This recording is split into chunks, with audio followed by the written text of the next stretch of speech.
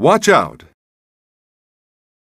Kevin stepped off the tram and walked toward the ship, holding a package tightly in his hands. He had been hired as a courier for an important broker. All he needed to do was deliver a package to an office in New York City. The ship would take him there. When he boarded, the ship was congested with people. As Kevin walked to his cabin, he saw the exclusive first-class section. Everybody inside was wearing fancy garments. He would have liked to socialize with the people inside, but it was against proper etiquette. People paid a premium for the privilege to ride in first class.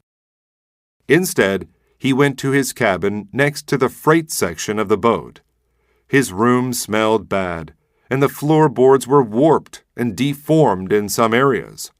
He could also hear the motor humming as it waited to propel the ship forward.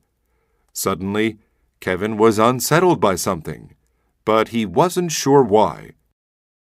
He took a short walk on the ship's deck, but he still felt strange. That night, he suffered from insomnia. He couldn't suppress his obsessing over how strange he felt. Kevin went back on deck. It was cold and dark outside. He looked overboard, but it seemed that everything was all right. Just go back inside, he thought. Then Kevin saw it. A giant iceberg was sticking out of the ocean in the distance. "Help!" he yelled. People looked at him as if he was crazy, but he continued to shout until he saw the captain. "There's an iceberg out there," Kevin said to him.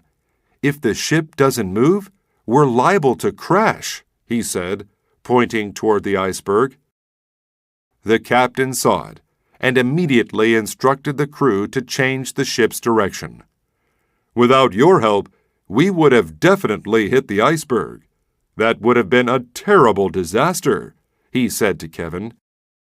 Kevin felt relieved. Now he knew to always trust his intuitive sense.